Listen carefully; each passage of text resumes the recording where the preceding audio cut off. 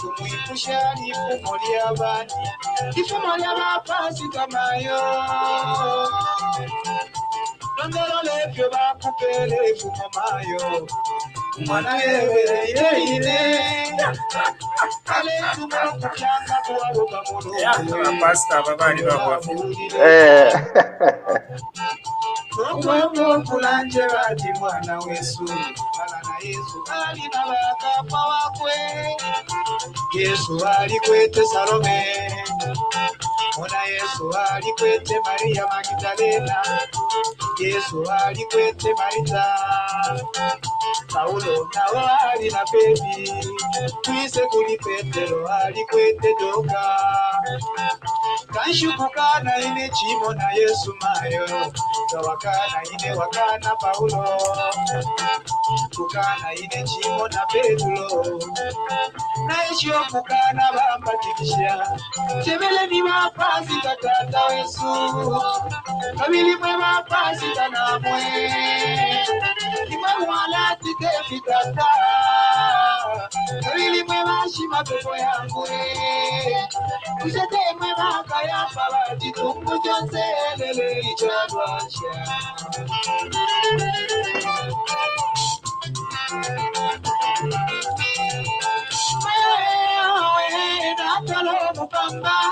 Natalo mupamba Shatala chimona Efyo batitiriwa munandi kangwa tata Kapasita kumutumo lusaka Alenya ntuka bofyo lukasa na boba fika Konkonko kuito niwe nani Nepasita changwe niswilako Maenda shiani bapasita buna bushiko Atinalete la kweli sumaye Manishi banefe bapasita bachindama Chikashiana kuma Yesu lako Wingira abapale chikuna Mulume obedi mayo na mpolo mwende Mayo na mpele butikoni Noma niweka bika chia leti Waka mumbeka bana mayo mumpata mato Kaji ya ninja kuilishi ya konomba nite Osole kuluirwa palwala nae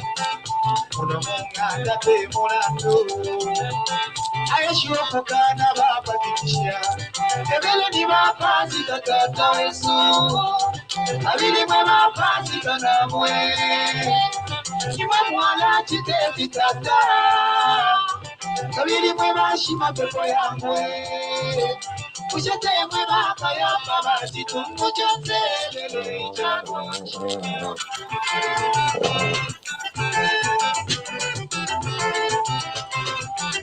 Makasuka kuchale telefonu Sebe yuko na kwa shara 25 Mauma roa yako kusharashi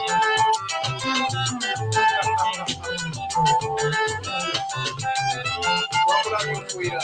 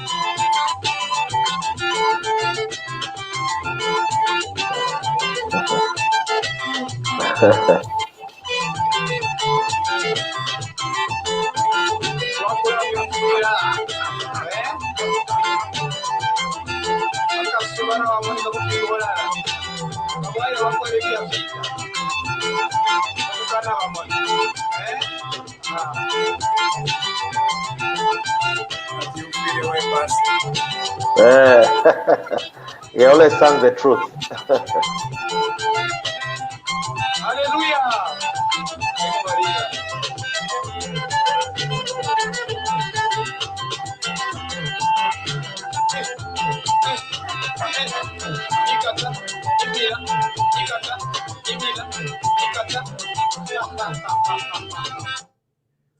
Hello, hello. Hey. Good evening, Wempala. Elias Munsha here. Thank you for joining us on TVBAKWETU. I'm coming to you live from Calgary, Alberta. And we do have our guest today, Mr. Trevor Simumba, an international development economist. Now, before I tell you some more information about Mr. Trevor Simumba, I'd like to, first of all, give him an opportunity to say hello to the audience, and then I'm going to read a brief bio of Mr. Trevor Simumba. Thank you very much, Munsha, and hello to everyone. And thank you for that song from PK. It brings a lot of good memories. Pashita Changwe. Yes. We still have the same problem with pastors today. Ati nine pashita changwe njiswirako. I tell you. Yes, I'm a pente, 100%. I'm a member of Miracle Life Family Church in Lusaka. Oh, yeah, we ni pente ya chine yain. Yes. Pente proper. Nambia kuliba pashita changwe.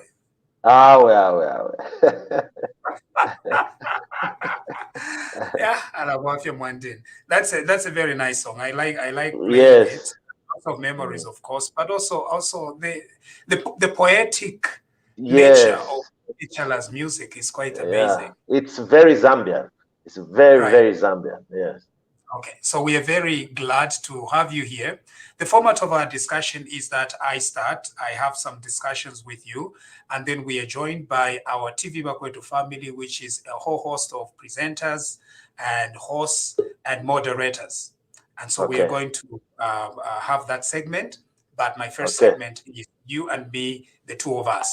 So let me read to our audience a little bit about you so that people know you. Yes. They've already seen you, they've seen your articles, they've seen your interviews, they've seen your face, they've seen everything in the media, but we need to read this, okay? Yes, thank you. Mr. Simumba is a high-profile, results-driven, entrepreneurial, international economic and business expert with 19 years of international experience in providing high-level economic growth advisory services and trade-related technical assistance and institutional capacity to government ministries and the business sector in developing countries. Trevor has managed USAID, EU, World Bank, and UK aid-funded trade and investment-related technical assistance as team leader, with experience in working in complex structure collaboratively with government agencies, civil society, and private sector. He has significant knowledge of the business environment and investment climate issues in emerging markets, having worked on regional and national projects in over 30 countries focused on international trade and investment-related issues. He has worked extensively on the continent of Africa, including Angola, Congo, Ethiopia, Ghana, Kenya, Gambia, Nigeria, Malawi, Mozambique, Rwanda, Zambia, Tanzania, Uganda, Zimbabwe. He is currently based at the African Union Commission attached to the Department of Economic Development, Trade, Industry, and Mining to support the program on boosting intra-African trade through the Action Plan for Boosting Intra-African Trade and the African Continental Free Trade Area. Trevor holds a postgraduate diploma in business and finance from Oxford Brookes University, postgraduate certificate in macroeconomic policy from Harvard University, and a Bachelor of Arts degree in economics, international relations, and diplomacy from Schiller International University. That is a very, very high-profile CV, Mr. Simumba. Thank you. Thank you, Elias. It shows that you have practical experience, not only in Zambia, but everywhere else, and you had it over 19 years. When you yourself look 19, looks can be the same. Thank you. Thank you. I'm actually 51. Really? Yes. I'm turning 52 next year. In 2022, I'll be 52. Anyway, we are very kind to you. You know, us Namwangas, we eat too much fish. So it's the fish and the beans. Oh, right. Namwangas are fish eating.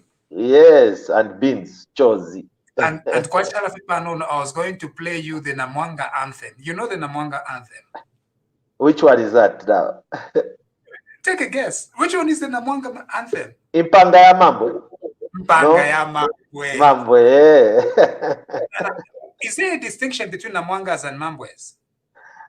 Not necessarily. For us, yes, there is a distinction, but actually we are basically cousins. So, for example, myself, my father is pure Namwanga, okay, from Nakonde, but my mother is Mambwe, okay? And so we are actually brothers and sisters, just like the Lungus, the Lambias, the Nyikas, and also part of the Tumbukas. They are also and the Nyikas, what we call the Nyikas.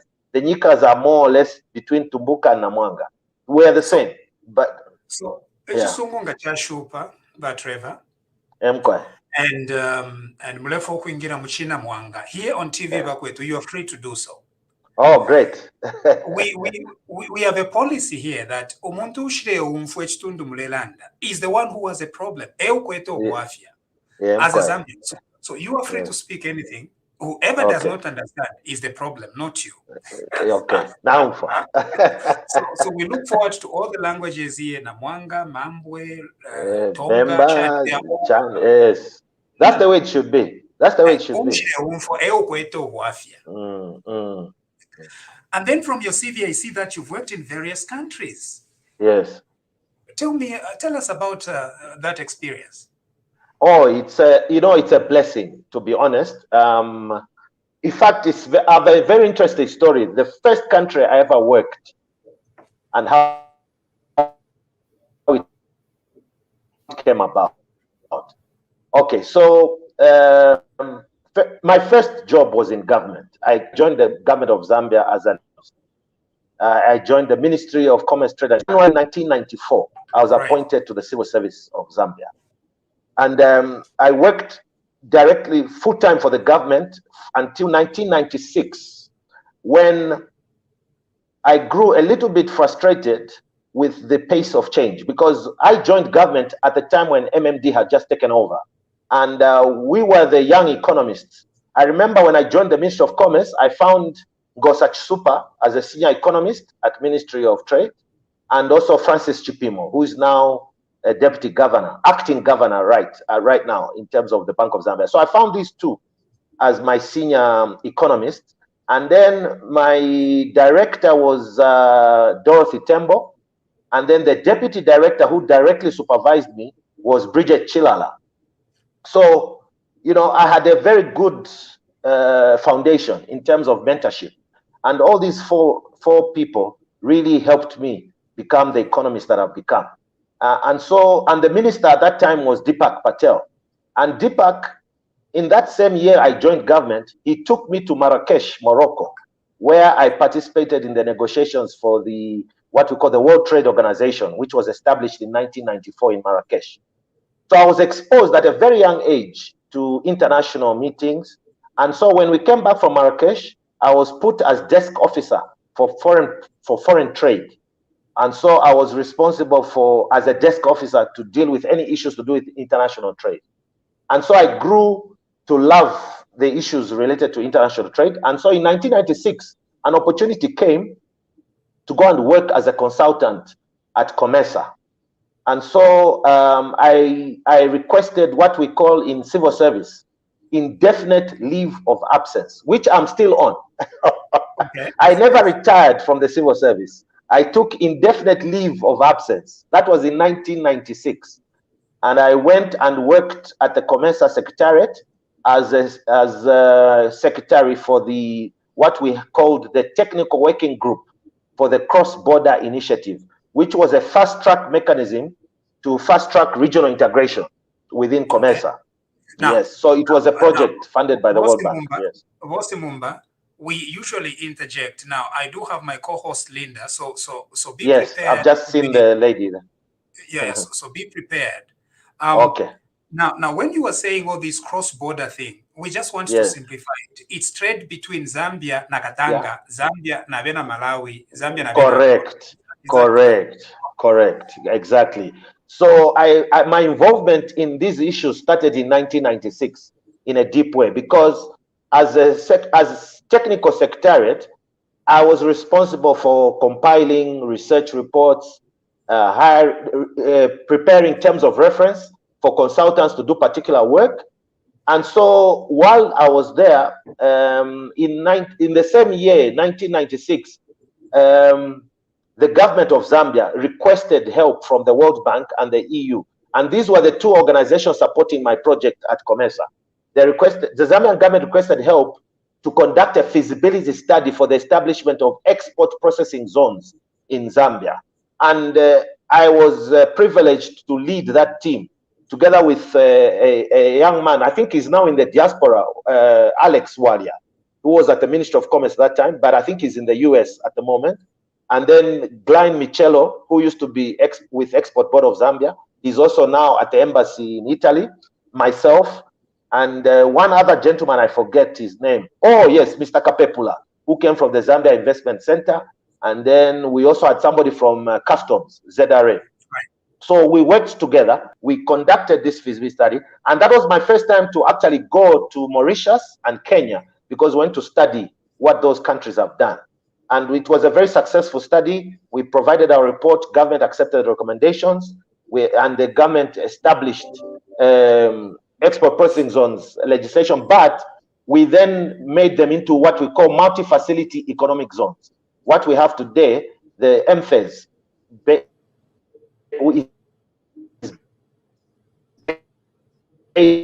on the in 90s or so.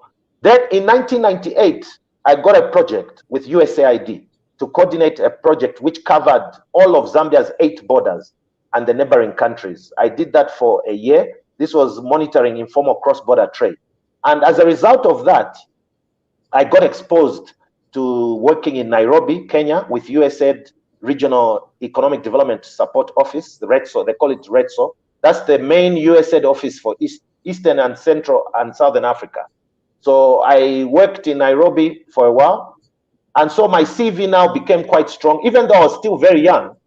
But because of that exposure, my CV became a bit stronger. And now, when the opportunity came to go to Sierra Leone in 2003, that was my first major outside consultancy to work for a government, which was 2003 in Sierra Leone, when just after the Civil War, I went there to help them re-establish the Ministry of Trade, to re-establish trade policy and train staff members. And then I was a chief advisor to the minister, Dr. Kadisi Sey, who was the Minister of Trade and Industry, who is actually the mother to Aisha Sise, former CNN reporter. All right. Okay. That's very interesting. That's a long history. Now, when you are doing all these stints around Africa, which regional body is anchoring you? Are you just jumping from one to another?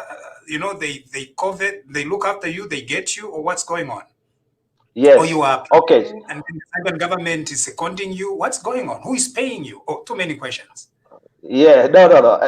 Let's start with which organization? So mainly, the organizations that pay me are the development partners. So, for example, in Sierra Leone, it was the European Union through, of course, a European company. So I contract to a company, and then that company is paid by the EU, and then I go on attachment. Okay, so when I work with these governments, and that is why, you see, that is why it's very important to have integrity, and to be very focused in your work, because in order for a foreign government to accept a foreign advisor like me, I need to have security clearance, okay?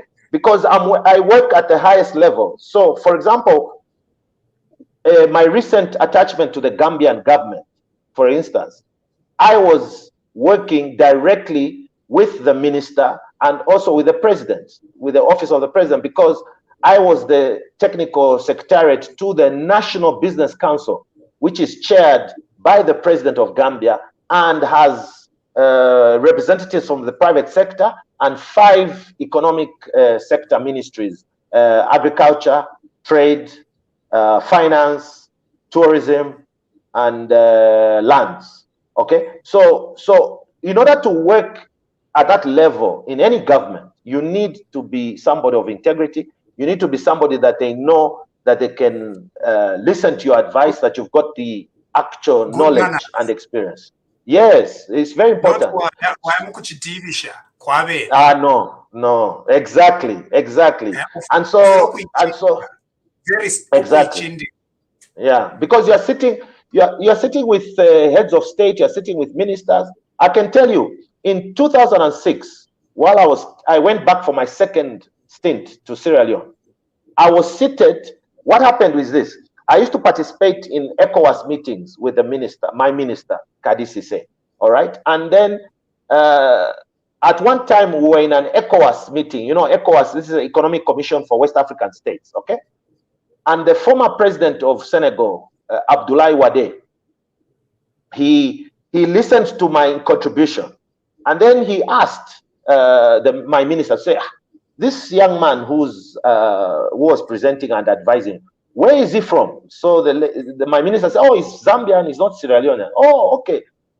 Can we borrow him for something? So my minister says, well, you can, but you'd have to discuss with him.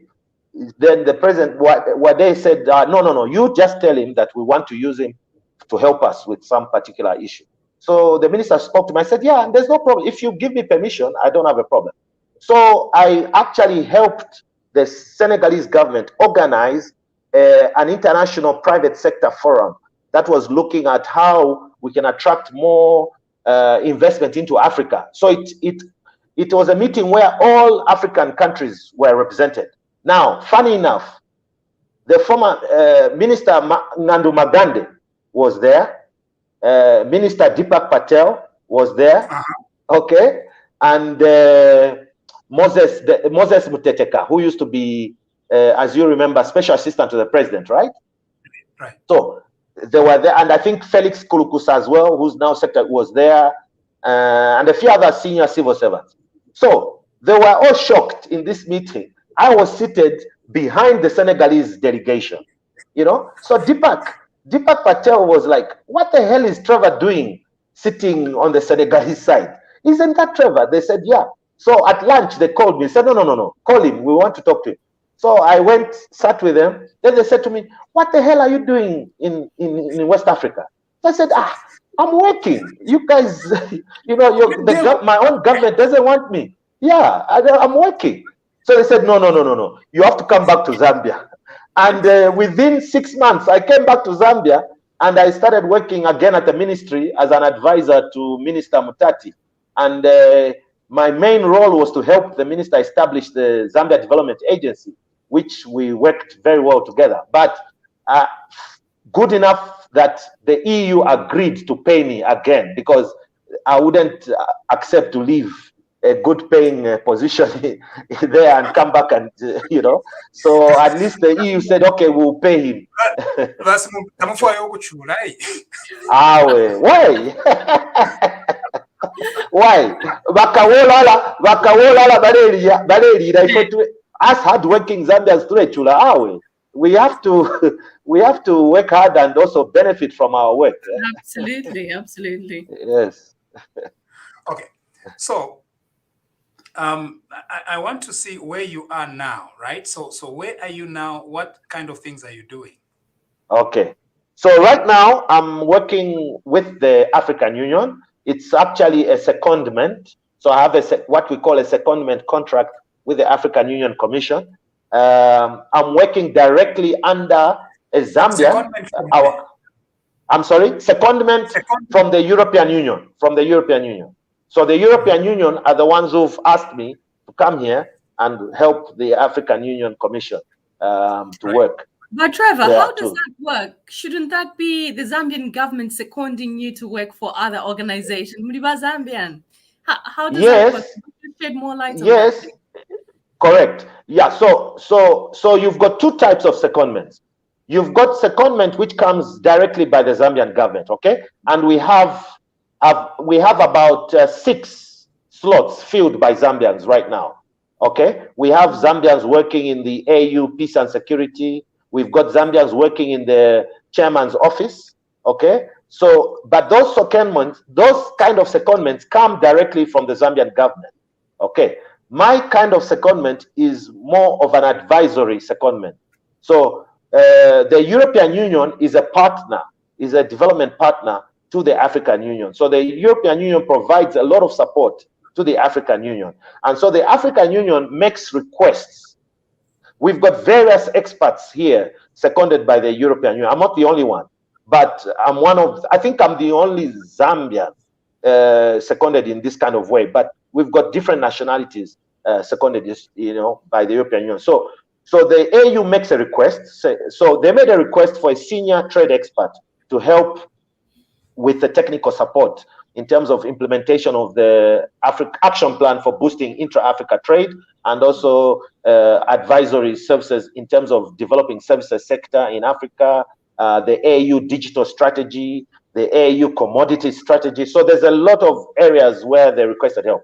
So then the EU then advertises these positions, right? So you compete. It's not like I'm just picked. You compete. So you submit your credentials and you submit like a mission plan, how you're going to do your work. So I did that and I won the bid, and the EU selected me and said, okay, Mr. Simumba, we are attaching you to the AU. So I'm attached here, and I'm part of the African Union Commission, but obviously on secondment, but I still benefit. I've got an AU service passport, the usual things, but it's a contract, so it's a set time. So my role here is basically to help the African Union in terms of the Department of Economic Development, Trade, Industry, and Mining. So that's the department where I'm working from. And that department is headed by Zambian, Ambassador Albert Muchanga. So at least we are well presented here in terms of the department, but we have colleagues from Malawi, from Zimbabwe, from Cameroon, from various parts of Africa, Djibouti, and so that's what I'm doing here. I'm helping the African Union promote trade and industry development across the continent.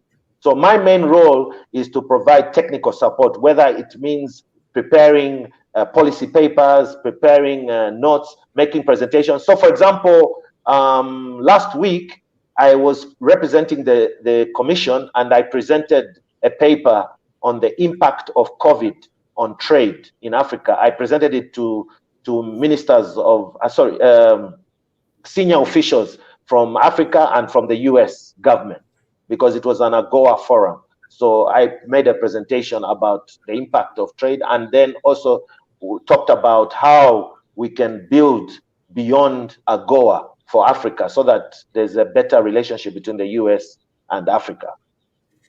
Now, shortly, and unless Linda, do you have any question? I want to follow up on that. I just wanted to add to what you've already alluded to. I think we kind of are linked on social media, and you've got an incredible CV, which I just find absolutely fascinating. Thank you.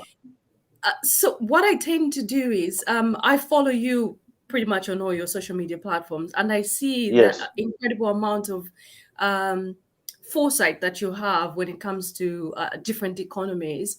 Now, my question is, based on the experience that you've got working in different countries, where do you think Zambia lies in regards to its flaws? What is Zambia missing in this economic conundrum?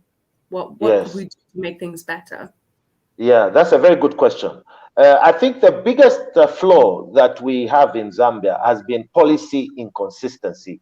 We've not remained consistent to a particular policy. We seem to always chop and change because of, you find, depending on where the political wind is blowing, we then say, no, we don't want foreign investment. But we forget that Chinese people are foreign investors. Okay, we claim we are a socialist. We are following a socialist policy, but you allow Chinese foreign investors to take over almost all your sectors of the economy. So so what we really need, and this is very important for President Hichilema and the UPND government team to understand. What Zambia needs now is not ideology, it's not theory, it's pragmatic, progressive policies. So let me give you just one example of what I mean by the inconsistencies of Zambian policy. We have the social cash transfer scheme, right, which is run under the Ministry of Community Development. Right. The Patriotic Front government, when they came in, they made a lot of noise about the fact that they had increased allocations and, they had increased the number of beneficiaries. However, what they did not tell the people of Zambia is that the social cash transfer scheme, without donor aid, would not be there. If you look at the actual figures, the actual money that ends up in people's hands, in the widows and the orphans' hands, is money that comes from donors.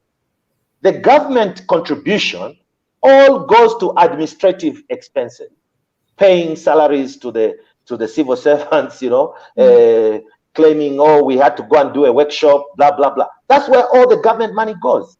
The actual money that goes into the hands of Zambians comes from donors. And yet that you find like the Patriotic Front in the past was kind of blowing their own whistle, saying correct with the rhetoric. Yes. And yet it's not actually their money. No. Yeah, even today you hear this rhetoric. If we get IMF support, social spending will decline. Come on, for goodness sake. What social spending? Look at the actual quachas that the government is putting. They're putting in nothing. 90% of the money that is going into social cash transfer is coming from donors. It's coming from the Irish government. It's coming from the Swedish government. It's coming from the British government. Okay. If you look at our health sector, sorry. I see that you have touched on a matter that requires a little bit of breaking down. When you say that getting the IMF loan will lead to reduction in social investment by the government, what you are essentially saying is there are those that are arguing IMF bakachita impose on Zambia correct their desires or their wishes that are going to restrict Zambia's investment in social services. But what you are saying is that that's not quite the case. No, because the social investment in social services is actually already coming from donors, from other parties. Yes. Because look, just, sometimes let's be very clear. If you look at our budgets from the over 20 years or so, just look at our budgets. The allocations to education, health, and social sector have been way below the allocations to salaries, defense, and security. Okay? We've never allocated beyond 15 to 20% of our budget to these social sectors. It has never been the case. So this argument is fallacious. It is just fallacious. It's people who don't look at numbers. The first thing we learn in economics, when we do macroeconomics, is how to model your macroeconomic structure of the economy. Okay? We look at indicators such as interest rates, inflation, government spending, government consumption, investment, savings, and all these things. So when you look at Zambia's budget, for social sector spending, we are still highly dependent on development partners. If today, I can tell you, if today the United States government decided to withdraw funding to Zambia, all our HIV/AIDS programs, all our anti-malnutrition programs will grind to a halt, because without USAID money, our health sector is crippled. During this COVID, who has been paying the salaries of the extra staff that were brought in? In fact, I saw the other day the PS begging, topping up allowances.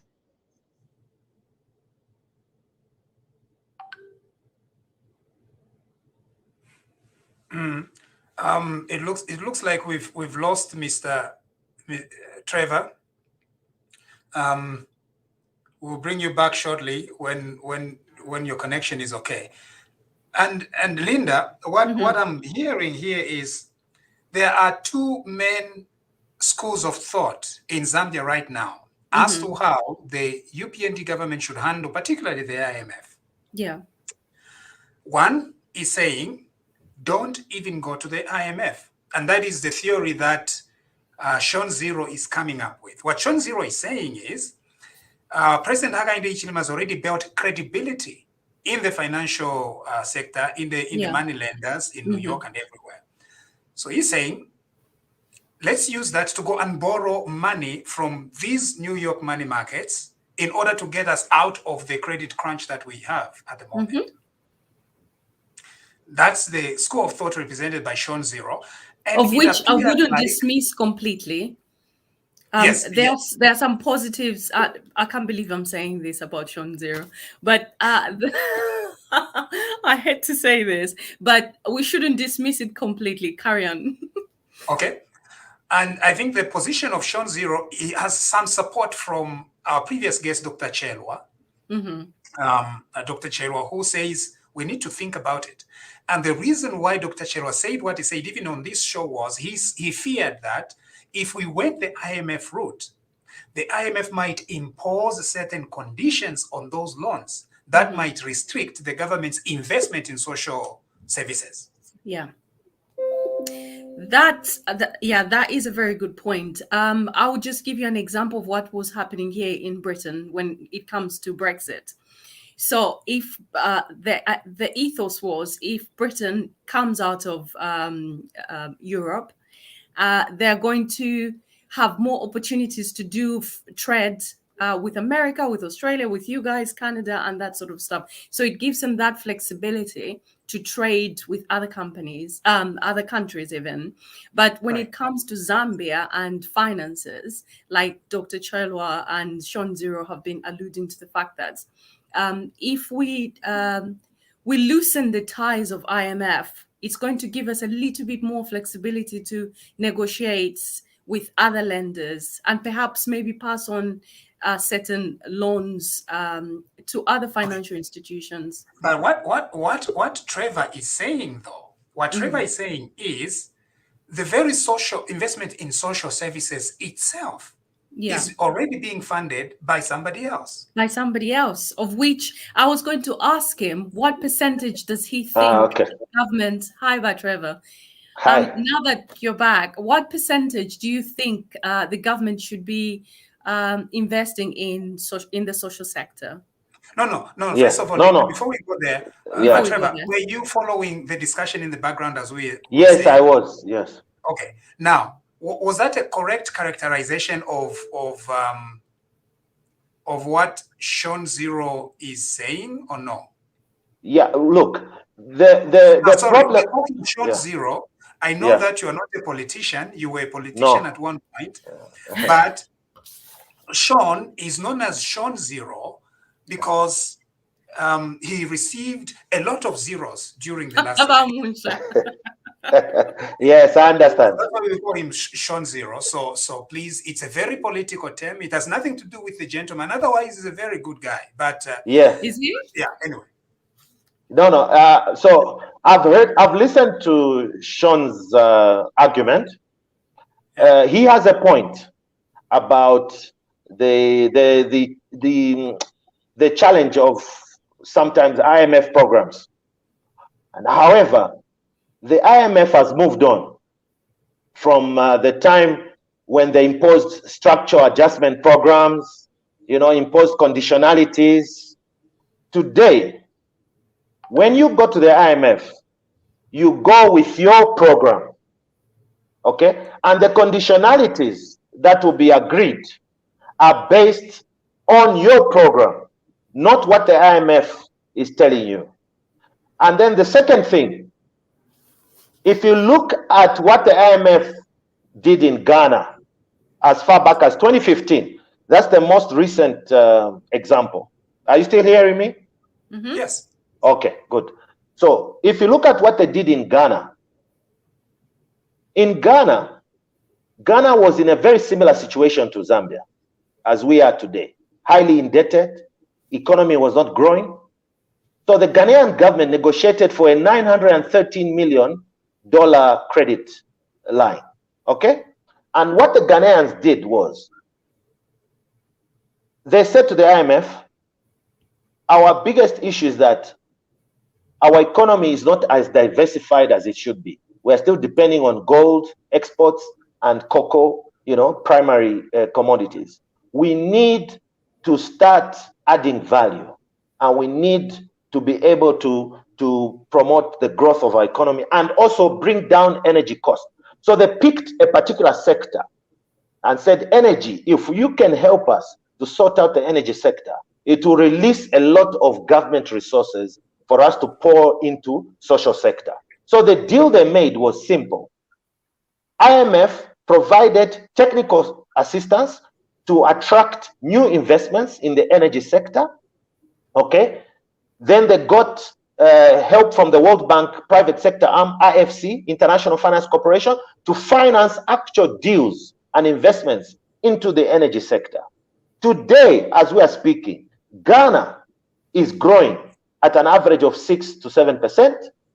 It has an excess production of energy.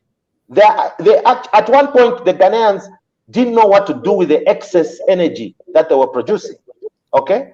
They are now talking about, instead of exporting bauxite raw, they are actually setting up processing so that they can produce aluminium from the bauxite. So instead of exporting bauxite as it is, they are actually going to be refining it and then exporting aluminium to the outside world.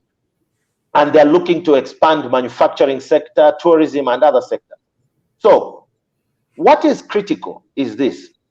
Zambia, we are in a very, very, very difficult situation. There's no, we can't afford to be arguing about theory and ideology. No, this is not a time for that.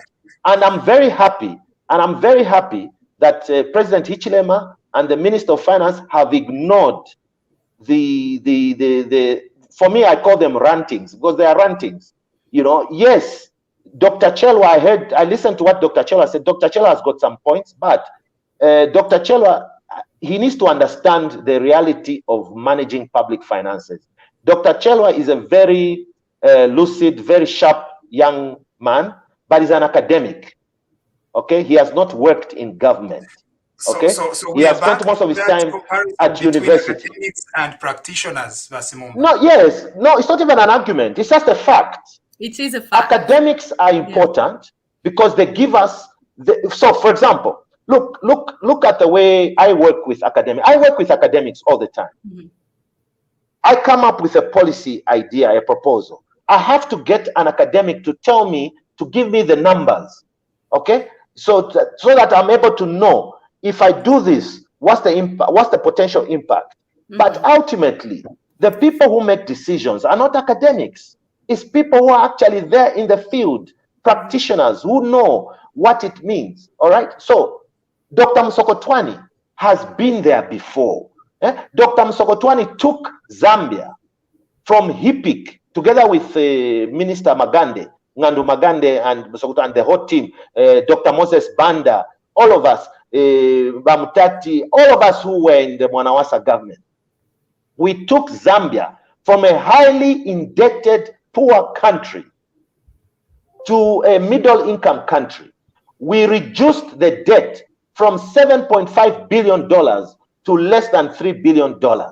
Okay, we had reserves of over we had reserves of about 3.5 billion. The economy was growing at 8% per annum up until 2011, when these guys came in and destroyed everything that we did. Okay, and so we have to start again. The way you are saying destroying, it sounds very, very heavy. Yes. Pasaula. Look, Elias, if most of the people listening to me right now and those who are watching, if they are very honest, I was the first Zambian, first professional to speak against the policies of the Patriotic Front in 2012. And I can tell you, because of my advocacy, I received a phone call from the late Mr. Sata, the president of Zambia. May his soul rest in eternal peace. He called me from State House and said to me, come to State House. I want you to tell me those things I heard you saying on radio and what I read. I want you to tell me to my face exactly what the issues are. Okay? And look, God bless that man's soul. It's just unfortunate that he fell sick and he was not able to complete. But the man listened to me and he asked me to put it down on paper. And I put it down on paper and he started trying to make some changes. But unfortunately, he was surrounded by crooks, criminals. Because, for example, yes, I can tell you this. He was surrounded by Bakelenka. Yes, by criminals. And they should be ashamed of themselves. And they know themselves. Because I can tell you, Elias, I tried my best. Let me give you one example of what I'm talking about when I say criminals. I advised President Sata. I said, I advised him against moving RDA to State House. You recall when he made that decision? Yeah. Huh? Yes, he's the one who made that decision to move RDA to State House. I sat with him. I told him, Shkulu, the problem is this. Moving RDA to State House, you are going to impact transparency, because now you yourself as head of state are going to be tagged with any mishap that goes on. Okay? And now, instead of RDA performing its functions professionally, they will now be looking to you before they can make any decision, because they are now under office of the president. Don't bring them under your office. If you want to make some changes, just make sure that you put a board that is credible and that shares your vision, because Vasata's vision was very simple and it was understandable. He wanted this country to be interconnected, okay, which was a very good reason, because he wanted to connect certain areas that had for a long time been unconnected to the rest of the economy to be connected. So, for example, that road which he started going to Chiawa, very good idea, because that would take us all the way to the border with Zimbabwe and also shorten the distance for us to go to Feira Tete province to get into Mozambique and other places. So he had a lot of good ideas, but execution was hijacked by people who just wanted to accumulate wealth. Second issue, IDC. How can the president be a chairperson of a parastatal organization. That is going back to the ZIMCO. Even during ZIMCO, KK was never a chairman of the board, you know. So these are just examples of some of the mistakes. So we find ourselves in a very difficult situation. And I can tell you, if the UPND government is going to make a mistake of listening to these rantings about the IMF, about the World Bank and all this, we will fail. The government must come up with a pragmatic policy framework. Okay, it is not difficult. We have enough technocrats, we have enough private sector experienced people. I've already today, I posted, and I would like to say it here. So because I know probably either the advisors to the president are watching this program or people who can speak to the president. I know they're watching. Mm-hmm. Let us have a national economic summit, all right, before the budget, where you bring together academics, professionals, all the professional associations, you know, accountants, economists, also engineers, all these. Okay. You mean the Economics Association of Zambia? No, call individual economists, not the association. No, not the association. Just credible ones. Yeah, credible, exactly. There are enough credible economists. Yeah. Dr. Chelwa is one of them, you know, and there are many others. Pamela, former ZIPA director, she's a brilliant economist, you know, so they are there. Yeah. Okay, bring There's all another of us. one who's in diaspora, but Trevor, you probably Who's know that? her. There's a lady, Dambisa Moyo. Yes, Dambisa as well, exactly. I've so followed bring her all work, these. read her books. Yes. So woman. Bring all these people together. Yeah. Let us come up with solutions, and then let us come up with real policy solutions. Okay, focused on key sectors, especially mining, energy, and tourism and agriculture. These four sectors, we really need innovative, creative solutions, especially in agriculture. How can we deal with the fact that we still need to support smallholder farmers, but we cannot continue with the way FISP has been? It's been sucking the budget dry. We are spending too much money on FISP, and also the money we're spending on fuel procurement. So let's come up with these innovative ideas. And also it will provide an opportunity for the president to lay out clearly his thinking, his vision, to say, look, even in my meetings with the IMF, World Bank, this is what I discussed, openly and transparent. We'll be able then to say, no, Mr. President, on this one, we don't think that's the way to go. What we think is this and this. We need that sort of openness and trust. That's the only way this country will get back to normal. For us to be arguing that, oh, do we need the IMF? We don't. No, please. It's a waste of time. Zambia, it's pointless. Zambians want solutions. I traveled a lot around Zambia just before the elections. You know, I went to my home area, Nakonde, Senga Hill, Mbala. In fact, let me tell you, in Mbala, what the ladies at the market told me. I asked them a simple question. I said,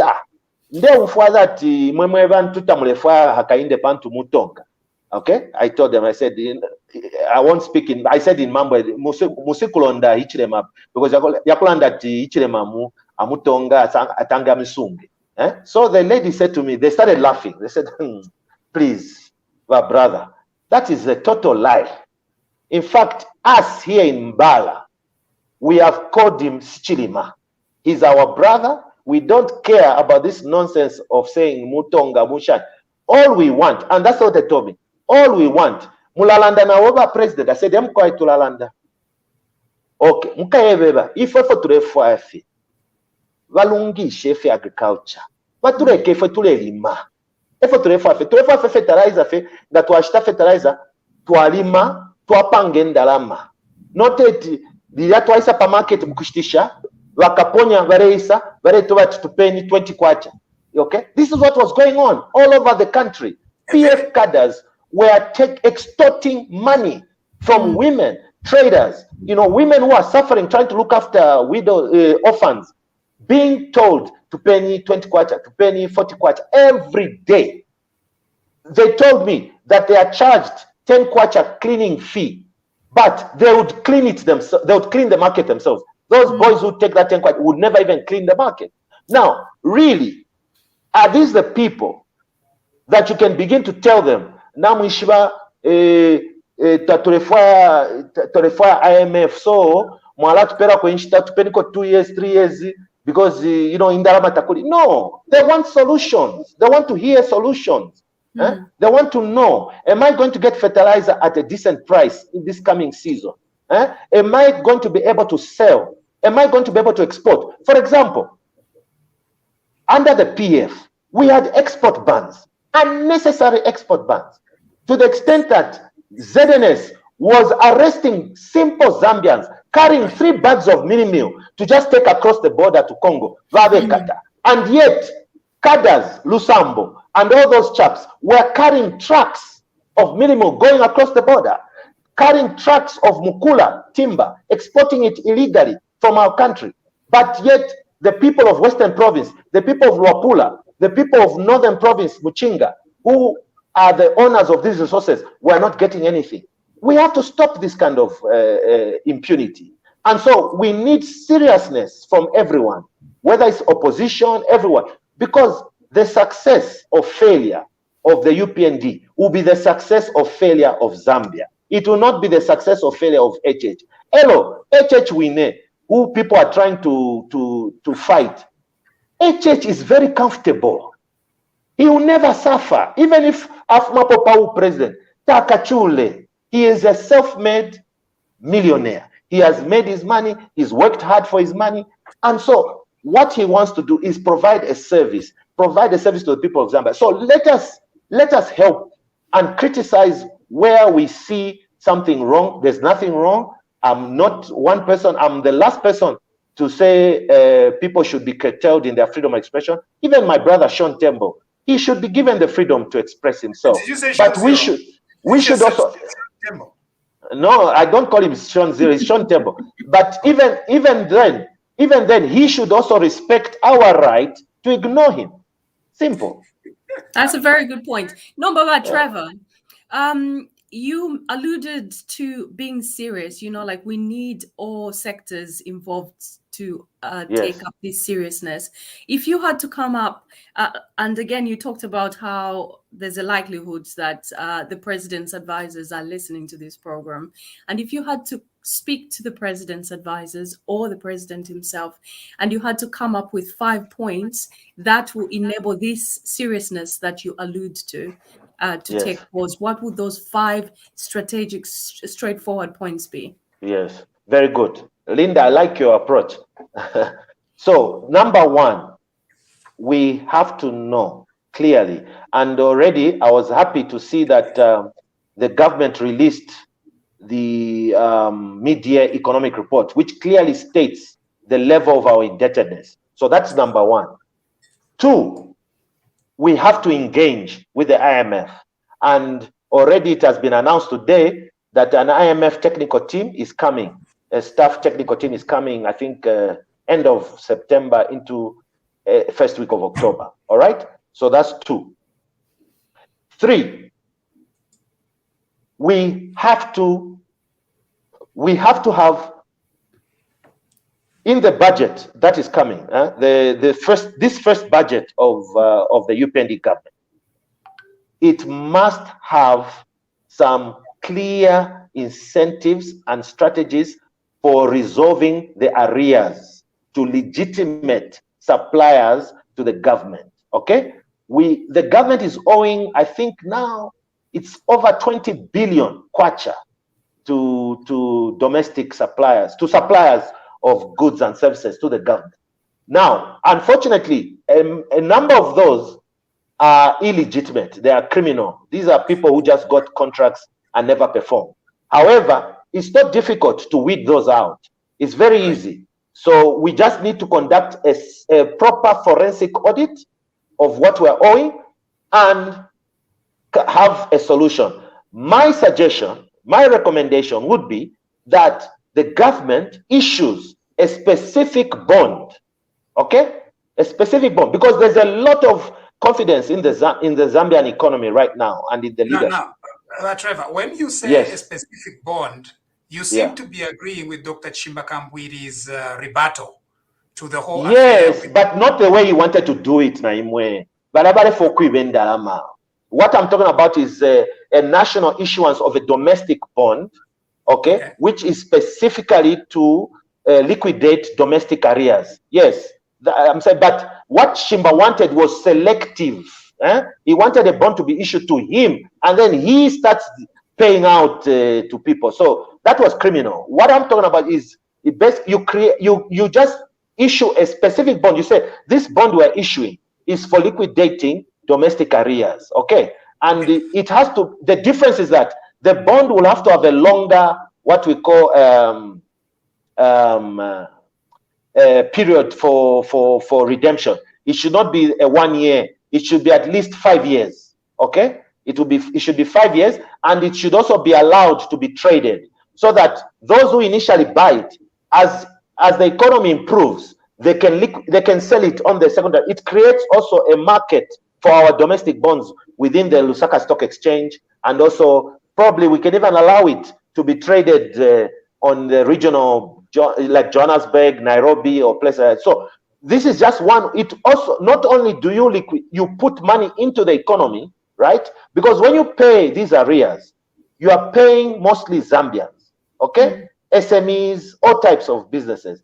And because these are Zambian businesses, they are going to reinvest again within Zambia. They're not going to take it away and take it to China or wherever. The money will go back in circulation. Correct. So that's very important. And then fourth, we need to have a clear decision on KCM and Mopani.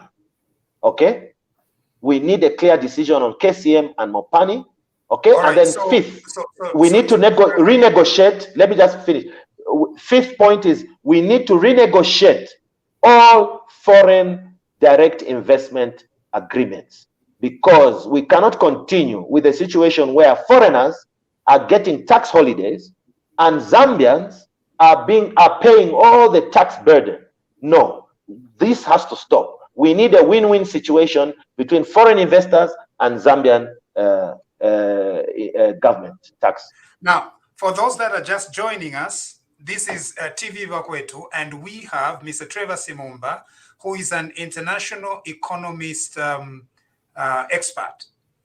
And so he has been explaining various issues. He's been explaining various points regarding how we can improve our economy. And we have shared with him, he has shared with us a lot about his background and the kind of things that he's doing. And so this is TVBAKWETU. Now, this is the point where I hand over my moderating whatever to Linda. And then Linda, joined by our TVBAKWETU family, they're going to be asking you questions. If you thought that Linda asked you a lot of questions, you're going to be ready. For our team here. I can see some of the faces. I said they look very ready. They're eagerly waiting. Yes. And so I'm wishing you all the best, and I'm going to share the link again, and we'll be admitting people as they come. We have about 30 more minutes before the program closes. And so Linda, over to you, please. Thank you very much, Council Munsha. But Trevor, could you just carry on to your fifth point, please? Yes. So I was saying that we need to renegotiate these foreign direct investment agreements. All right. One of the things that over the years, talking to various stakeholders, in fact, including the private sector, young people, I talk a lot to university students, college students who follow me and follow my writings on social media.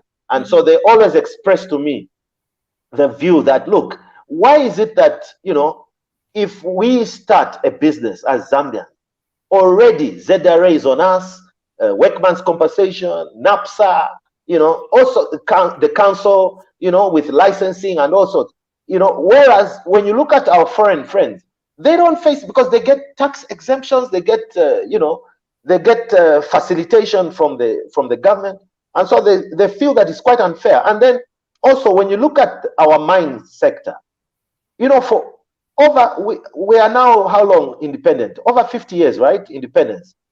This country has really not benefited the way we are supposed to benefit from our mining sector, and that's just a fact. it's not being how do we say, anti-imperialist or whatever. No, I'm a capitalist. I believe firmly in private sector, but I know, and I've raised this issue with the Zambia Chamber of Mines. I've raised this issue with many of the mine companies. We need a better structure for tax revenue from the copper mines, and I think this HH is the most privileged to do that. Why do I say so? One, he has a very good relationship with the private sector. He was part of the privatization of the mines, so he understands the genesis of this problem and this issue. And thirdly, HH, I know him. He's a very, very good negotiator. If there's one strength that I know about him, he can negotiate, and he's very strong in negotiating. So he is the most well-placed president in our history who can sit down with First Quantum, with Glencore, with Anglo-American, whoever it is, Barrick Gold and all these guys, and come out with a deal that will not only benefit the Zambian people, but will also ensure that we expand our mining sector beyond just producing copper, cobalt, and these are, but actually adding value to these resources.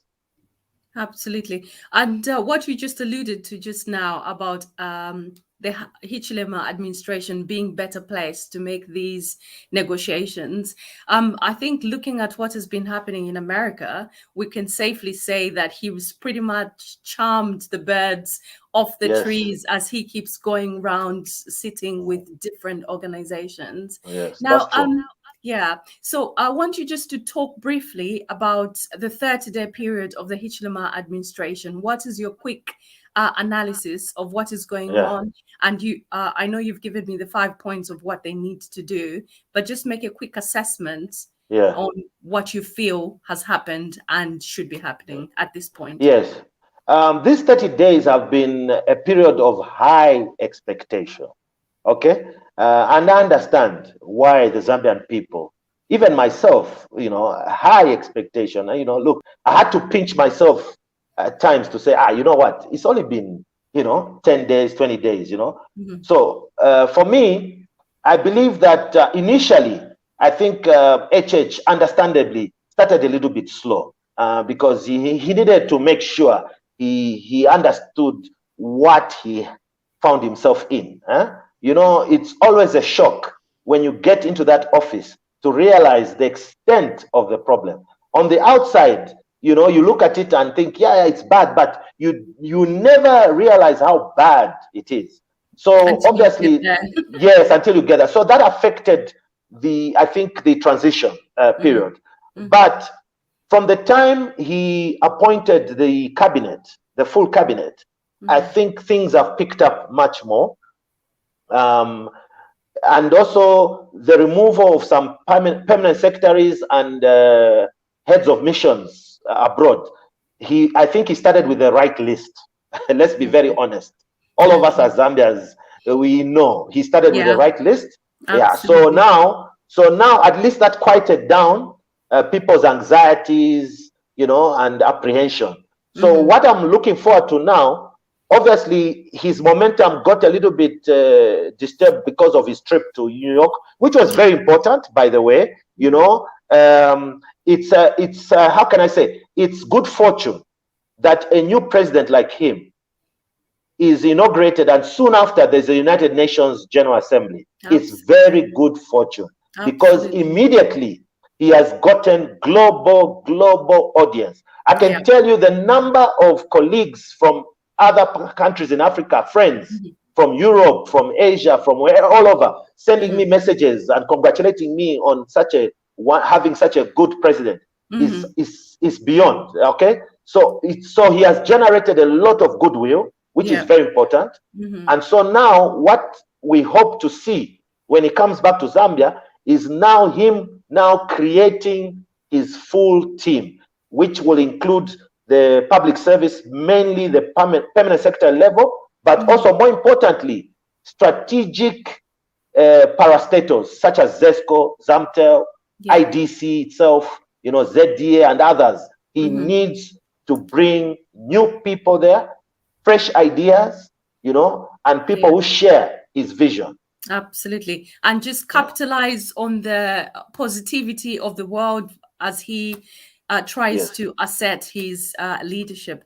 I'm going to move to Chimu Shkopa. Welcome to TVBAKWETU. Could you just comment on the three things that we've talked about? We've talked about IMF, the loans, and the 30-day Hichilema administration, and the current economic situation in Zambia. All right, sure thing. Thanks for having me, Trevor. Always a pleasure to see you. Thanks, my young brother. So the first thing about IMF loans, I want Zambians to go back to the UN General Assembly. About right before HH spoke, President Fernandez of Argentina spoke, right? I think it was like maybe 2 or 3 presidents before. And the comment he made was that the IMF was willing to give Argentina $58 billion, which was more than they were willing to give the entire world in terms of COVID relief, right? And the reason he explained was that the game is rigged, right? So you have to have safeguards, because that $58 billion will be externalized. It's never really going to go to Argentina per se, right? And Argentina will be left holding the bag, that the Argentinian taxpayer will be left holding that bag. So we need to be smart, because the IMF was kicked out, World Bank, they were kicked out of Central and South America for very valid reasons. That's number one. Speaking of loans, now this goes to Trevor. Trevor, I remember for the last decade, you've been very skeptical about the loans we've been getting from China. Because if it takes a look at the geopolitics of the world, with the loans that China has given to Malaysia, Djibouti, Sri Lanka, Kenya, Tanzania, right? It comes at a cost. You have to give up something very strategic, right? And there's only very few presidents that have been able to, that have been able to escape that trap, which is Malaysia is a good example. And then recently we saw Tanzania with Magufuli. So Trevor, the question I have for you is that if HH and this administration was to give you the access to the, to the details in the contracts that you never got, right? What would you do with that information? How would you, what would you do with that information? How would you educate the rest of the Zambian public as to this is the real cost of these loans, and these are the things Zambia has given up as collective for those loans? Thank you. In fact, that's a very good question. Just a few days ago, I actually sent a message to a senior official in the Ministry of Finance in Zambia, actually requesting this information, because I want to update my research on Zambia, Chinese debt in Zambia. It is very critical that the Hichilema government must be transparent and open about Chinese debt to the public. Otherwise, we will end up in a serious debt trap. Okay, so I have already seen some of these contracts. I was not given copies of them, but I was allowed to review them and analyze them, especially the airports one. I can tell you for a fact that for the 2 airports, the loan agreements state very clearly that if Zambia fails to maintain repayments, then the China Jiangxi, the company that built those 2 airports, will run those airports for a period of about 30 years to recover their money. Okay? It's there. Okay? Now, the biggest problem with Chinese loans to Zambia, which is not the same problem with Kenya and Tanzania, but with Zambia, it's a particular problem. There has been collusion, and I found this. There's evidence for it. In fact, the best evidence I have is on the Lusaka-Ndola dual carriageway. In fact, as a result of my research, the government of Zambia suspended that project, and to this day, that project has not been financed because it was overpriced. So what has been happening is that Chinese state-owned enterprises have been colluding with Patriotic Front ministers and senior civil servants to inflate project costs, which comes out as a cost to us, the taxpayers. Because let me tell you, for example, the Lusaka-Ndola dual carriageway. the pre-feasibility study that was done by RDA, and this information is documented, is there. The pre-feasibility study that was done by RDA, not even feasibility, pre-feasibility, estimated the cost of that road, Lusaka to Ndola dual carriageway, to be $250 million US. Okay? Based on that, they issued a tender, okay, an open tender for a public-private partnership, meaning that they were offering a concession to a private company to raise the money, build the road, and then have the concession for a number of years, I think about 25 years, so that they get their money back through the toll gates, okay? And then after 25 years, the road and all the infrastructure reverts to government.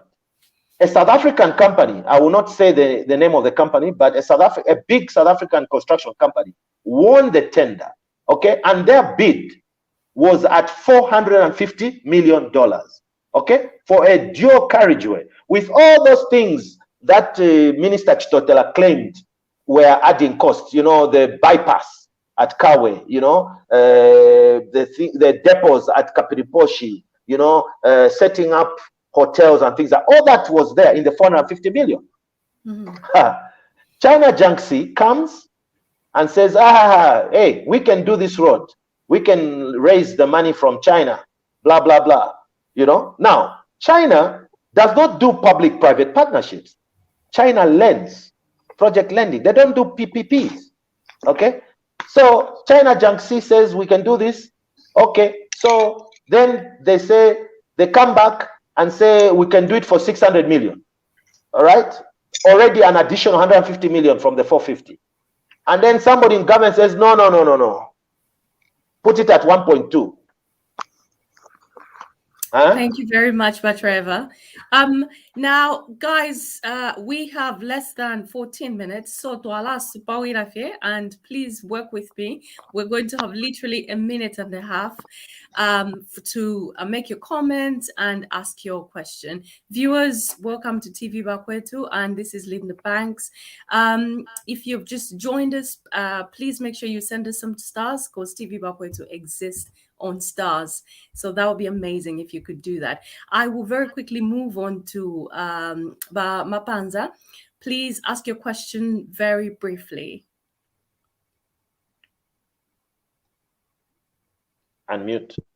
Yeah, thank you so much, Trevor. Thank you for accepting this program. And for using the experience that you have. My question really is, and I've asked this question before in this forum to our presenters.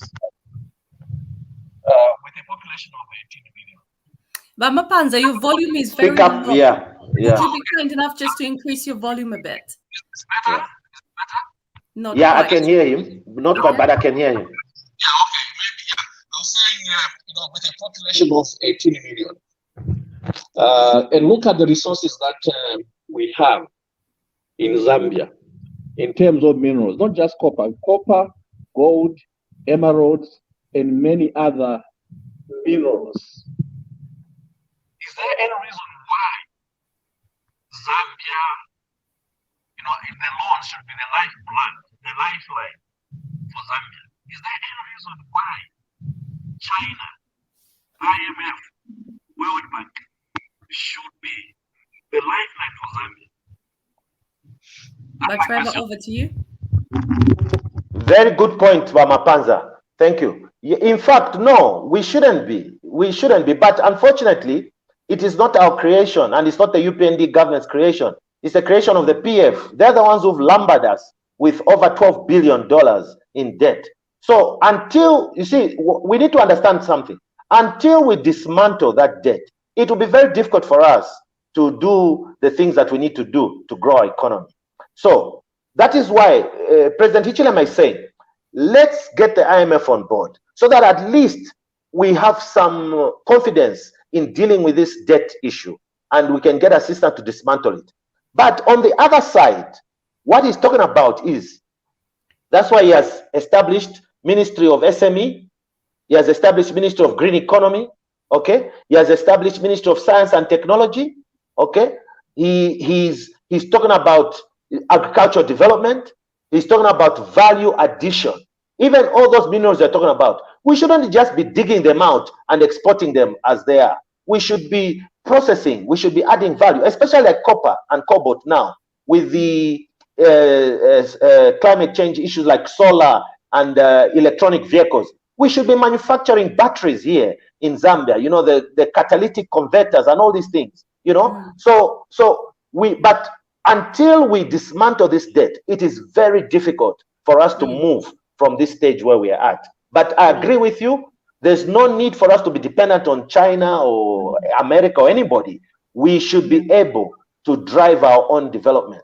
Absolutely. We should be able to feed ourselves. Like you said, Correct. that there's enough minerals and even agriculture. But especially if we could feed ourselves. Exactly. As a starting point. If we could feed ourselves, it would solve a lot of problems. Absolutely. Absolutely. And the biggest problem is because the processing is not done within the country. It has to go somewhere, and then we are sold the products at a more expensive cost. But Patrick, please, over to you. 1.5 minutes, please. There's a challenge right there. 1.5 minutes, but Patrick.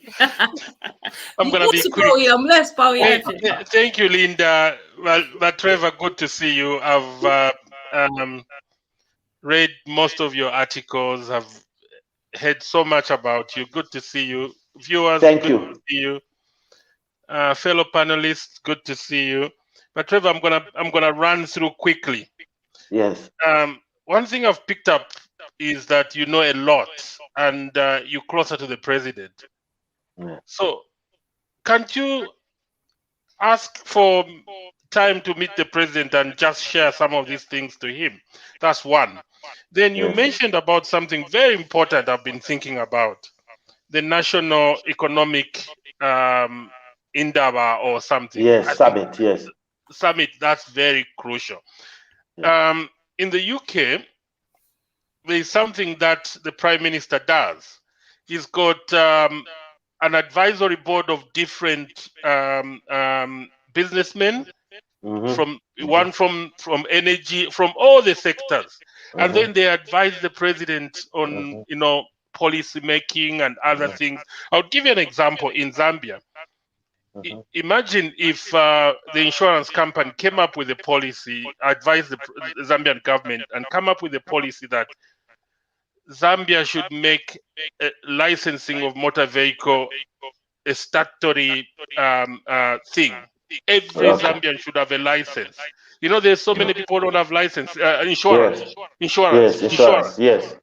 You know how much money that insurance companies will make, and then how much tax will go to the government, and how many jobs the insurance companies are gonna create. So these are some of the things, like mining. There are no policies there. They just jump up and down. Today they start something, tomorrow they change. So if Akainde is working with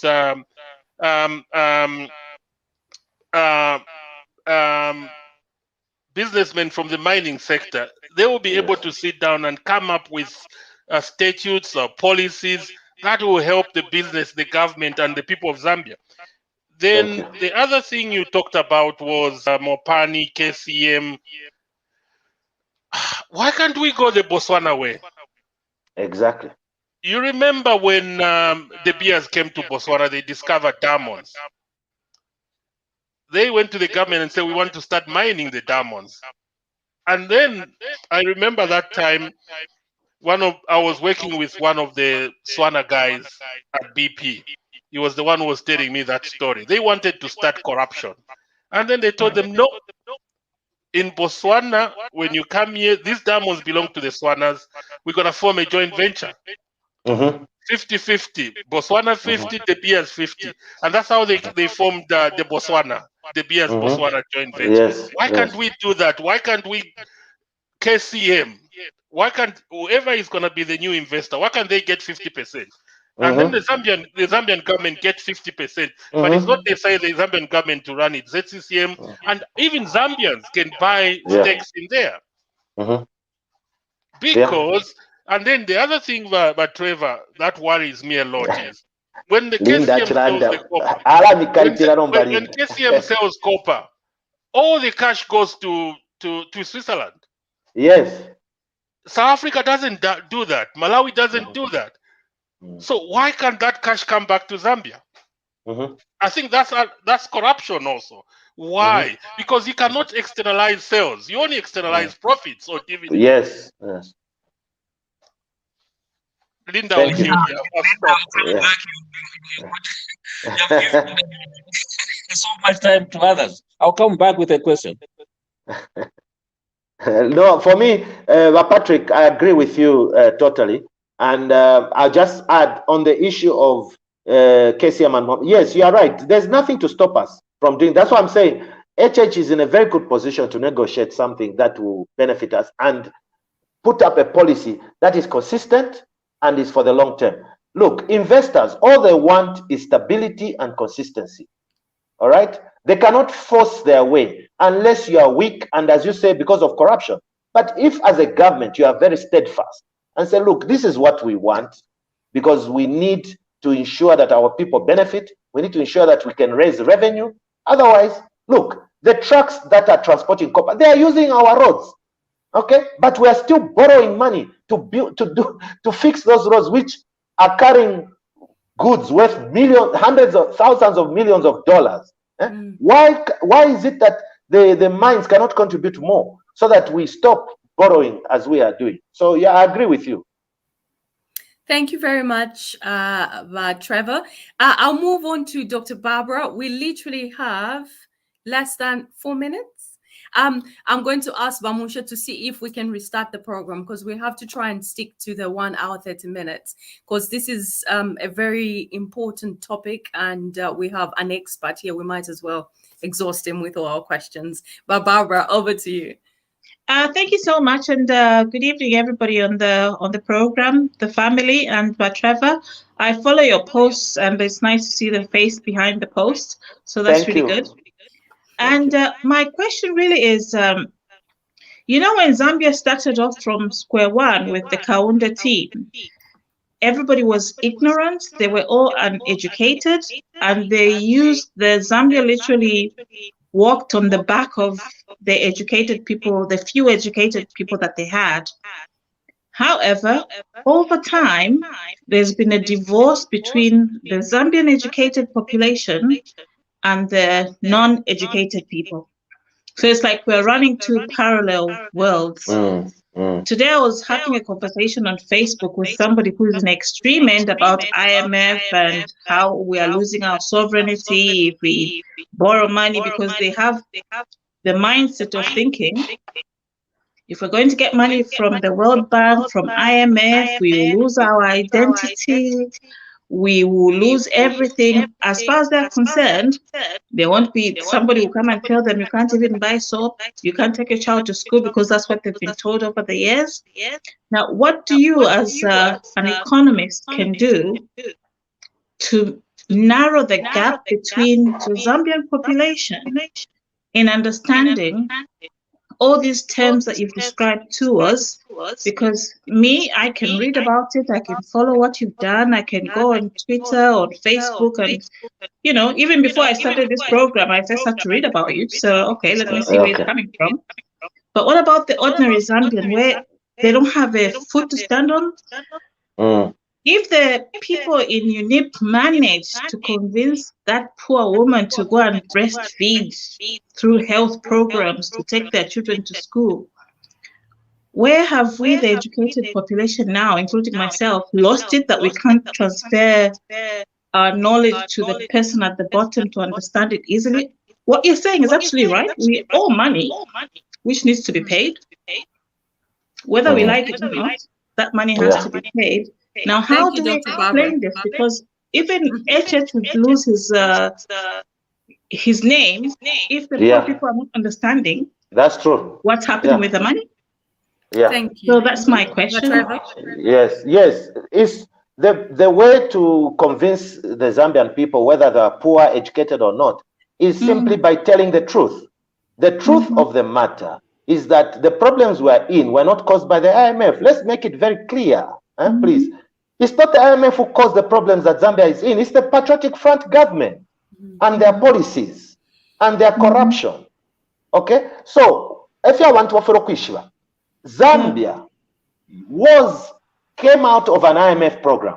In fact, Wakaunda, Walushire election in 1991, mainly because of coupons, mini-meal coupons. I'm old enough to remember the mini-meal coupons. Why did we start doing mini-meal coupons? Because KK decided to get out of an IMF program prematurely because he was arguing about ideology. The same things, the same way all these guys are arguing. No, IMF is bad for us. I'm coming out. He said we'll do self-development. By 1991, he was out of office. He lost because the economy went down to the extent that he had to use mini-meal coupons just for people to have mini-meal. Okay? So the fact of the matter is, we have had issues and problems with the IMF. But like I said before, the IMF, all of us in Africa, all across we've learned our lessons. Okay? And so what is important is we have to have a program. We can't go to the IMF and say, tell us what you're going to do. No, we have to go with a program which we own as Zambia and say, this is what we want to do. If you can help us by helping us with balance of payment, so that right now we are owing $1.5 billion in arrears for debt service. Do you know that? 1.5 billion. We haven't been servicing debt. These PF guys have not been servicing debt for the last 1 year or so. But where have they taken that money that they saved? Where have they taken it? Because we should have seen better transformation of the social sector, health sector. You know, the Minister of Health has said already, Minister of Health is owing over 2 billion kwacha for medical supplies. I mean, this is unacceptable. So the fact of the matter is, we have to go with a program. We sort out our debt. Then HH has the ability now to fulfill the promises he made. For example, free education, making sure he increases social cash transfer, reform our FISIP, okay? Empower more Zambians to be able to do business with the government, which means changing the procurement and all these things, okay? Zero tolerance to corruption. All these things, we have to hold the government accountable. Our job as citizens is not to just sit there and praise and clap our hands. HH as well. No, our job is to help him succeed by also reminding him, sir, you said you do this. What is going on? Why haven't you done this? That is our job. So even as you say, my brother Bachirufia, that why can't I have a meeting with? Yes, I will at a certain time. But right now, he doesn't need that kind of pressure. Right now, he needs to be given the time to appoint his team, and they start working. At a good time, we'll be able to sit down with him and say, oh, sir, you know, things are not going well in this area. We think you should do this. And that's why the National Economic Summit and establishing some kind of a business advisory council is very important. Mwanawasa had the Zambia International Business Advisory Council, which helped him a lot to succeed. He also had a very strong National Economic Advisory Council, which is there in the law.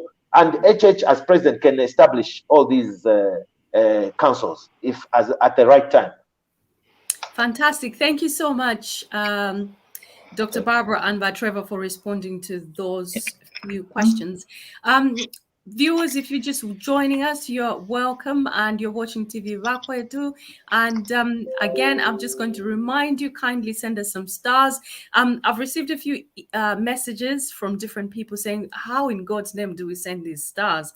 So if you go right at the bottom of your page, there's a yellow star. Just click on it, and it will give you step-by-step instructions on how to do that. And whilst you're there, why don't you consider becoming a partner? Again, it will tell you exactly what you need to do. There's a little button that says become a partner. Just click on that, and it will take you step-by-step on what you need to do. Now, I'm going to pass it over to Percy. Do we still have some time? I have just negotiated 15 minutes actually. Okay, so, good. which is fantastic. Okay. But also at the end of the program, we can stay in the background in what we call a green room, and we can chat a bit more because I know my panel, I've literally just gagged them. But Patrick Tabonfa, Bamkeleba Itabalipo, you would have seen whatever 2 minutes, 43 minutes, Percy, over to you, my brother. Percy, how are you, man? All right, thank you. Yes, I'm all right. How are you, Trevor? Good, good. Yeah. Anyway, myself, actually, I also remember the coupon times, because that's when even the riots started. Some of us, it was the first time I had the gunshot, in Kabwata, Kuniek, Kukabwata. Yeah, that was the first time I had the gunshot. So those, I remember that. And myself, okay, I'll go a bit haywire on the topic. I want to ask basically on a policy of the current government. Personally, I know it's not possible for that thing to happen right now, as you said, that not kwaten Congole zapaka too much, Zantilinas. So the policy I'm talking about is the free education. Yeah. So, as an economist, when do you? Because I know in this term we might even finish 5 years. That thing won't be on. It might be on in his final term of the next 5 years. That's my opinion, considering the funds we have. So, as an economist, what do you think about that policy going ahead, and how quick is it going to be? Yeah, very good point. Look, let's understand something. Right now, if you talk to the modern classical economists today, they will tell you that the most important resource in an economy is human capital. You talk to World Bank, you talk to IMF, you talk to the best economics schools, Harvard, London School of Economics, all these. Even Dr. Chelwa, if he was here, he would propound very nicely about why human capital is important. So, the policy on free education is a very critical part of human capital. So is the health sector. Because the resource that you cannot interfere with is human resource. All of us as Zambians, we are very critical to the economy.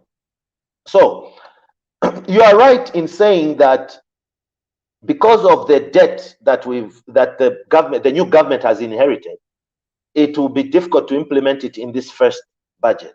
However, I do not agree with you that it will take the whole lot of 5 years for him to do it to be done in the next term. No, it can be done in the second budget. Actually, you can start, for example, by saying primary school free. So the way you do it, you don't start the whole gamut that it's free. No, you can start by saying primary school from grade 1 to grade 7, free education. Okay, in the first year, you start with that. And then you assess the impact on your budget, you assess the impact on society and all these things, right? Then also, remember, you don't necessarily have to make free education applicable to the whole population. Remember, the president has been very clear that the #1 target are the most vulnerable. Okay? So you and me, most of us here, we are not vulnerable. Let's be very honest. I don't think any of us wants free education because already our children are not even in public schools. I'm speaking for myself. None of my children are in government schools. All my children are in private schools and I pay school fees. And I don't expect that when free education happens, I should take my children out of private school and say I'm taking them. No, there are more deserving Zambians who need free education.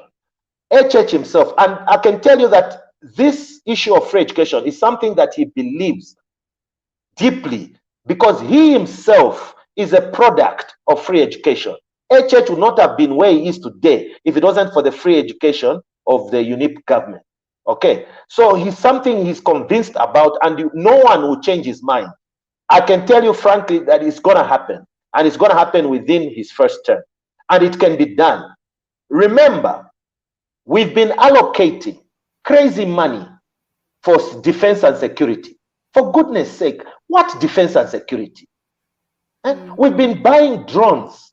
We've been buying all sorts of funny equipment for the military, which is not even useful. It doesn't add any value to the economy. So a reallocation of a lot of these budgetary allocations will enable the government to implement free education, and it's very important, and it will contribute to the GDP, because the more we can educate our people, the better it is for our country. And more importantly, he has also spoken about changing the curriculum. So we need to change the way we are teaching our children. We need to be teaching our children in such a way that they're able to become entrepreneurs, they're able to become artisans, okay? They shouldn't just be trained to work in offices. They should be able to make things, make things, fix things. We need more plumbers. We need more people who can weld. We need more experts in mining and all these things. So for me, I 100% support the free education policy, and it must happen. And we're going to hold the president accountable. Not now, but next year, we'll start asking, sir, you said free education. It's our right. That's what accountability means. Absolutely. Thank you so much, Trevor. You were speaking my language there when it comes to education. I think education, the curriculum should be revamped, should include subjects that prepare students for industry, to prepare them so that they are ready for industry, not just teaching students these abstract subjects, subjects that were, or even topics that were brought in during the colonial times that have got absolutely nothing to do with us, nothing to do with Africa, nothing to do with Zambia. Yes, it's nice for students to have a broader knowledge of what happens in the world, but I think it's critical that the curriculum is narrowed down to suit industry. I'm going to move on to Himba. Are you here? Yes, I am, Gladys. Good evening. Go for it. Good evening, comrades, and good evening. I'm actually a bit relieved because I was so worried that Trevor, I want to hear more of your educative information, because I know you have a lot of information than the CV you're telling us. I wanted you to educate us more. But thank you so much for your information, Trevor. And I'm so happy that you've said you've also emphasized on the change of the curriculum, because even now, I'm still offended. I was struggling with civics and the chemistry in school, which never even helped me, and I was failing every now and then. I'm a bunch of burners, which made me to be so vulnerable in class. Anyway, that aside. I just want to make a comment on the Indabas. I think it would be a very brilliant idea if you could maybe you, the economist, you team up yourselves and meet our president, so that those Indabas can be put in place, and you can help him to think outside his limits, because you can see where he can't see, and if you put your heads together, it's going to carry more value for the country, and it's going to bring different ideas, diversity in thinking, diversity in ideas. So will you please find time or push yourselves or make a date with the president, so that you can meet him and have this Indaba. Even once in a while, talk to him about it. And thank you so much for the information you're giving us. Thank you. Thank you very much, Madam Himba Malambo. Thank you. Yes, we are going to, there are many Zambians of high integrity who love Zambia, even including yourselves in the diaspora. We're going to invite some critical people from the diaspora. We've got a lot of Zambians working in the UN, in the WTO, in World Bank. You saw Dr. Maimbo welcoming the president in Washington, D.C. So people like that, we can bring them, we can invite them, and they would be very happy to come and share, knowledge and experience, and even ordinary Zambians in the diaspora, I think should also be available, because you also can give us that perspective from your experience being out there in the diaspora. I was also in the diaspora at one time. I was in the UK for a number of years, not only as a student, but also working there. And I know that there's a lot of knowledge in the Zambian community all across the world. So, and look, we've got a president now. Let's be very honest and very clear. We've got a president who he will not take anything personal. You can say to him, sir, I don't agree with you, and he will not take it personal. He will listen to you. Okay? He will listen to you, and he will also make his view. At the end of the day, that's why I don't understand why my brother Sean Tembo feels that he has to be personal in his criticism. Sometimes there's some things he says which I do agree with him, but he spoils it by using insulting words, by being tribal, using terms like cow mentality, attacking the wife of the... I mean, it's not necessary. I was one of the most critical people of the PF, but not even one day did I utter an insult or disrespect. That is why even President Lungu, the time people were, the usual nonsense of people going to tell him, oh, this boy doesn't like you, he's what. He refused. He said, no, this man just expresses his opinion. There's nothing wrong that he's doing, because, our country belongs to each and every Zambian, okay? And so we need to help this government to succeed. We must not look at the president and just say, we'll see. No. Let us express ourselves. Let us tell him when he does well. Let us praise him. His speech at the UN, fantastic speech, one of the best in the history of the UN General Assembly. There's no doubt about it. What's wrong with saying, oh, sir, that was a great speech that you made, So I think we need to be above this pettiness and mediocrity and really rise to the occasion. I'm sure all of you feel sad when you hear people talking about Zambia as a poor country, when people treat us like a basket case, like a charity case. Come on, we need to be able to rise up and be proud and say, no. Our country is a democratic country. It's a country where we have freedom to express ourselves, to associate as we want, and our economy is growing.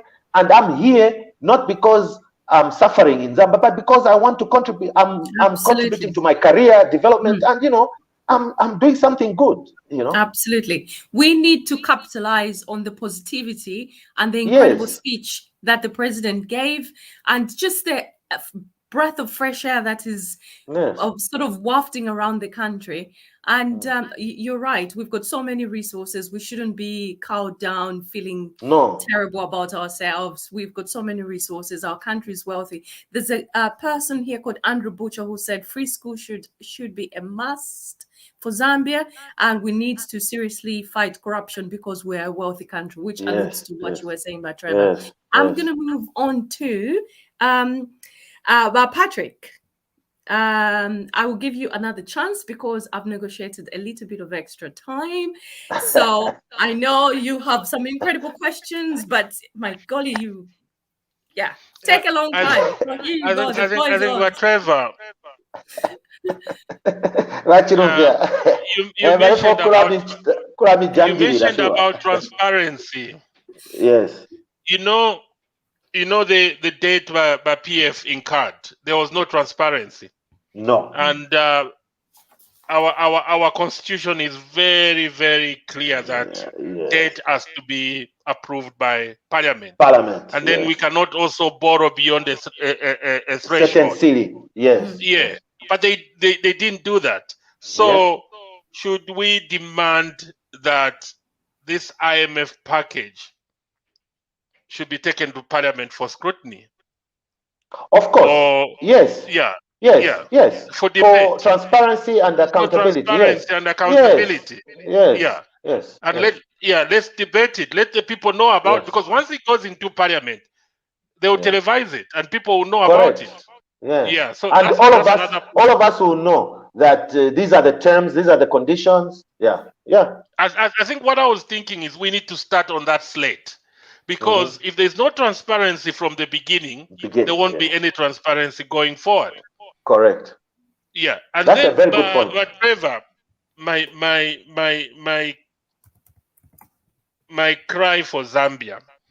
You know, we always think investors will come and, you know, bring money into Zambia, create 10,000 jobs, 100,000 jobs. But from my experience living, you know, I've lived in South Africa, I've lived in the UK, I've been to America. Yeah. Just like you, I'm exposed. Yes. Yeah, you know, I've worked for big companies, BP, Castro. So Okay. I've just realized that those big companies don't employ so many people because their main interest is to make profit. Mm-hmm. That's why we've got problems with the mines, because they want to come and make money and take it to Switzerland. Yes. SME, the small medium enterprises. Yes. In the UK, you know, I was shocked. When I checked the company registry in the UK, I discovered that more than 60% of the people in the UK are employed by companies that employs between 10 and 250 people. Correct. It's a And you know general, what? that statistic is generally the statistic across the world, especially in developed economies, including Japan, China, America, all these. So let me just finish my Trevor. So I was thinking, this is a ministry the government needs to put a lot of money, because that's where jobs to be created. And then you mentioned something like plumbing, you know those skills. Because when you come to the UK, artisan skills. Artisan in the UK, they invest a lot of money in that. And also grants, government grants. Yes. Because but Trevor, the job of the government is not to create jobs. No. Facilitate. But it's to create an environment conducive for job creation. Yes. Giving loans, you know. I'll give an example. I sit on the board of a small company in the UK. It's treated as a SME. When COVID came, we were in trouble. We almost closed. The government gave us a grant of 250,000 cash. Okay. Yeah. And then out of that 250,000, 50,000 was a grant free revenue grant. Yes. Because if that grant wasn't given, the loan was came with a government guarantee, 200,000. Yes. So if we fail to pay, and not only that, the staff were paid. They came up with what is known as a fallow scheme. But Barbara knows about that. So all our workers were paid by the government for not going to work. So these are the things. I know we cannot do these things now, but this is the mindset we need to start thinking now. You know, even farming, they can be SMEs in farming, SMEs in plumbing. You know, these are the people who are and then the other thing is minimum wage. Because for somebody to become a plumber in Zambia, they won't pay them well. But if there's a minimum wage here in the UK, anybody can do anything. I can clean toilets because I'll be getting £9 an hour, £11 an hour, because that's a minimum wage. Zambia also needs to do that, because how are you going to encourage people to become plumbers when they'll be paying the lowest wage? Okay. But we just need to start planning those things now. Yes. No, that's just true. my comment. Yeah. No, that's very true. That's very true. I like that point, especially about the minimum wage, and then also the issue of ensuring that SMEs are supported. Look, the president has shown already commitment. He has created a ministry specifically for SMEs. So there's already commitment. So what we need to do now is to help him now to channel ideas so that ministry is focused on the right things that we need to lay a good foundation for SMEs. SMEs are the engine of any economy anywhere in the world. I can tell you, the Japanese motor industry that we all admire is based on a network of SMEs. Some of those SMEs work from the back of their houses, manufacturing what we call inputs into the production of motor vehicles. So they have contracts with Toyota. Okay, so Toyota will say, okay, you produce 20 catalytic converters every day. okay, guaranteed price, support from Toyota, and these are all small businesses, okay? And the Japanese government has got specific incentives to ensure that Toyota doesn't have to spend too much in terms of training, capacity building. So these are provided through the government, and then grants are also provided for training and capacity development. So these are all things that we can do, okay, if we channel the things properly. So for example, I've been advocating that in Zambia, we need a local content act, an act of parliament that ensures that a certain percentage of all procurement, whether by the public sector or private sector, is given to Zambian SMEs. So whether it's the mines, the big farms, a certain percentage must go to Zambians, whether it's services or goods, including employment. So for example, if a company comes, a certain percentage must be Zambians. Doesn't matter whether those Zambians are not available, then they either have to train some Zambians or bring Zambians from the diaspora to come and work. That is what has made Nigeria produce so many billionaires. Okay, if you look at that company, I don't know if you heard of Oanda PLC, which is the biggest services supplier to the oil industry. That's owned by a woman, a Nigerian woman, who started because of the Local Content Act. And today, she runs the biggest oil services company in Nigeria.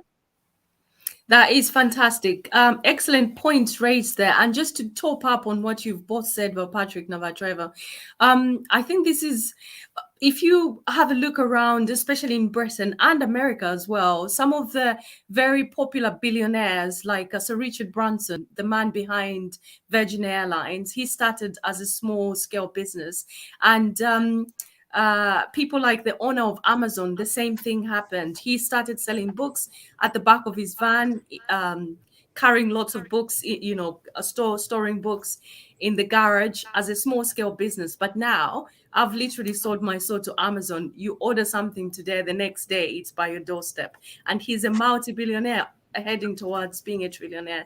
So this is an industry that really is quite key to us getting out of this economic pickle that we're in. I will hand over to Bamunsha as we're heading towards the 1 hour 59 minutes. In fact, I need to go soon. Okay, Bamunsha will just. It's after midnight for me. It is, isn't it? Sorry about that. Yeah, it's after midnight. Yes, thank you. Thank you very much, Trevor. We've received a lot of positive feedback from all over our platforms. We were broadcasting on about 5 platforms tonight, and so lots of feedback. And thank you so much for coming on. I'm just going to read a few comments before we go, if you can. Yes. Free education is possible, says Jack Kalala. Students should also be getting the dividends from the entrepreneurship program so that they may get used to handling the fruits of their labor, says Moses. Emma Nirenda, the Business Advisory Summit will bring diverse and critical thoughts. That would be a great idea, and we can host it if no one is willing to host it. We can host it.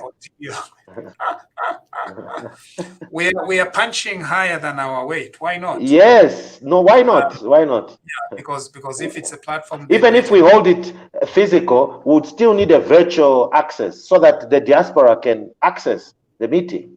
So yes, Bakwetu would play a very good role in that. Yeah. Powerful message, Mr. Trevor. That's a message from YouTube. Now, because we are mostly Facebook, sometimes our YouTube followers do feel like they're being neglected. So yes. YouTube, you are special, okay? Please. They should also click on the thumb. YouTube, we want also to shoot those numbers up. Yes, so they should click on the thumb and subscribe. Subscribe and like the page. Exactly. Right. All right, so this has been a presentation of TVBAKWETU. Our guest was Trevor Simumba from Addis Ababa, Ethiopia, which is already midnight. And my co-host for this show tonight was Gladys. Linda. And cheers to you. The wine has kept me going. I'm getting worried. Linda Bang. Yes, how? Gladys, where thou art. Which Gladys? Which Gladys? Imagine.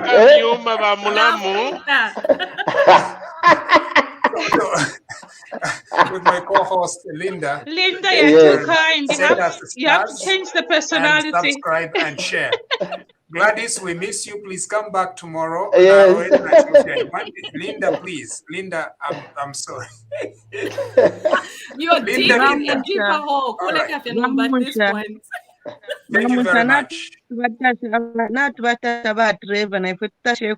Linda, you've done so well.